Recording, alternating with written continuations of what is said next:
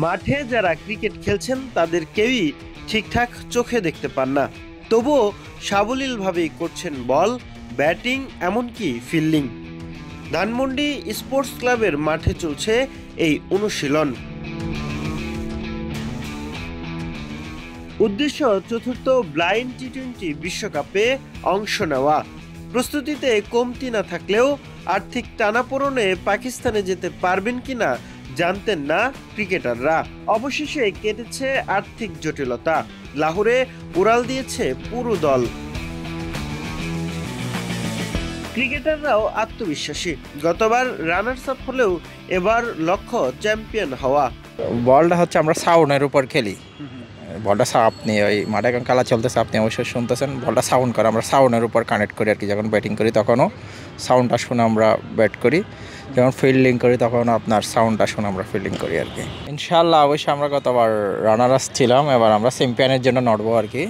আমাদের বর্তমানে এখন মেন একটা সমস্যা হচ্ছে, সেটা হচ্ছে পৃষ্ঠপোষকতার সমস্যা, স্পন্সর সমস্যা, আর দ্বিতীয়ত হচ্ছে মাঠের একটা স্বল্পতার বিষয় থাকে। তবে এইবার আল্লাহর রহমতে মাঠ পাওয়া গেছে, ফ্যাসিলিটিস যথেষ্ট ভালো। তবে সমস্ত প্রতিকূলতা পার করে এখন আলহামদুলিল্লাহ আমরা সবাই ভালো আছি। ভালো করার প্রত্যয়ে পাকিস্তান যাওয়ার একটা চিন্তা ভাবনা করছি আর কি। গতবার যেহেতু আমরা রানার্স আপ হয়েছিলাম, এইবার ইনশাআল্লাহ ইচ্ছা আছে হয়তোবা ভালো কিছু একটা করার। আগামীকাল থেকে ৩ ডিসেম্বর পর্যন্ত পাকিস্তানের লাহোর ও মুলতানে ব্লাইন্ড টি-20 বিশ্বকাপের আসর বসতে যাচ্ছে, যেখানে অংশ নিচ্ছে আরও 7টি দল। চোখে দেখতে না পাওয়া এই ক্রিকেটাররা কিভাবে খেলেন এমন প্রশ্নে কোচ বলেন, এখানে 3টে ক্যাটাগরি রয়েছে। একটা হলো B1, B2 এবং B3। B1-এ যারা আছেন তারা সম্পূর্ণ দৃষ্টিহীন, আর B2 যারা আছেন তারা 3 মিটার পর্যন্ত একটু দেখতে পান, এবং B3 হলো 6 মিটার পর্যন্ত তারা দেখতে পান। এই 4, 3, 4 এ নিয়ে হয় 11 জন। এভাবেই ক্রিকেট খেলাটা শুরু হয়। আপনারা যদি বলটার দিকে খেয়াল করেন, দেখবেন বলে প্লাস্টিক বলের ভিতর এক ধরনের জিনিস রাখা হয়েছে, যে কারণে একটা ঝুনঝুনির আওয়াজ হয়। তারা দৃষ্টিহীন হলেও কানে শুনতে পান, সেই আওয়াজ যে শুনে তারা বোলিং করেন এবং ব্যাটিং করেন। হ্যাঁ, বোলিং করার সময় এখানে উইকেট কিপার বোলারদের একটু সহযোগিতা করেন। সেই উইকেট কিপারের কথা অনুযায়ী তারা উইকেট টু উইকেট বল করার চেষ্টা করেন। স্বাভাবিক ক্রিকেটের মতোই ওয়াইড এবং নো বল সবই আছে, তবে লেগ সাইডের ওয়াইডটা একটু আমাদের নর্মাল ক্রিকেট থেকে আলাদা। নর্মাল ক্রিকেটে অফ সাইডে যেরকম ওয়াইড যে পরিমাণ রয়েছে, লেগ সাইডেও একই। বাংলাদেশ ব্লাইন্ড ক্রিকেট টিমের অনেক অর্জন থাকলেও পৃষ্ঠপোষকতার অভাব। এখনো পর্যন্ত বিসিবির অন্তর্ভুক্ত করা হয়নি এই ক্রিকেট টিমকে। তাই সরকারের সুদৃষ্টি চেয়েছেন ক্রিকেট টিমের পরিচালক ফজলে রাব্বি মুপাসা।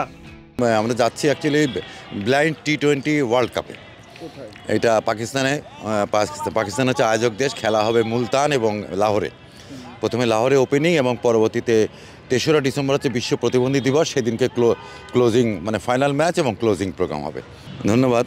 আসলে আমরা 2008 সালের 17 মে থেকে বাংলাদেশ ব্লাইন্ড ক্রিকেট কাউন্সিলের মাধ্যমে এই দৃষ্টি প্রতিবন্ধীদের খেলাটা শুরু হয়। সেই সময় থেকে পর্যায়ক্রমে আস্তে আস্তে ওয়ার্ল্ড ব্লাইন্ড ক্রিকেটের সাথে আমরা সংযুক্ত হই, যেখানে পৃথিবীর 10টি দেশ একসাথে আছে।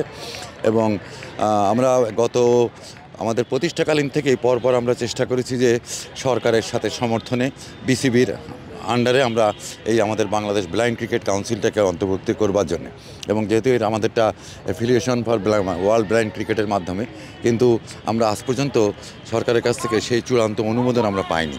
এর আগে দেখা গেছে যে আমরা যখন দেশের বাইরে খেলতে গেছি তখন হয়তো লামসাম একটা অ্যামাউন্ট আমাদেরকে অনুদান হিসেবে দিয়েছেন, কিন্তু আমাদের যেটা দাবি ছিল যে একবারে কমপ্লিটলি এটা বিসিবিরকে সংযুক্ত করে নেওয়া। তাহলে কারণ আমরা আমাদের এই দৃষ্টি প্রতিবন্ধী প্লেয়ারদের শুধু এই রিক্রিয়েশন এবং খেলার সময় ছাড়া অ্যাকচুয়ালি তাদেরকে আমরা জাতীয় দলের প্লেয়ার হওয়া সত্ত্বেও তাদেরকে আমরা কোনো অনারিয়াম দিতে পারি না। আমরা যখন খেলার সময় তখন তাদেরকে অনারিয়াম আসা যাওয়া, থাকা খাওয়া এবং তাদেরকে একটা অনারিয়াম দিই। এটা যদি সরকারের কাছ থেকে অনুমোদিত হতো তাহলে হয়তো এই দৃষ্টি প্রতিবন্ধী খেলোয়াড়গুলো অনেকটা উপকৃত হতো। অন্ধকারের আলো হয়ে জ্বলে উঠুক বাংলার ব্লাইন্ড ক্রিকেট টিম, পড়ুক সরকারের সুদৃষ্টি, এগিয়ে আসুক বিসিবি, এমনটাই চাওয়া ক্রিকেট সংশ্লিষ্টদের। Sheikh Nasir Uddin, Daily Sun, Dhaka.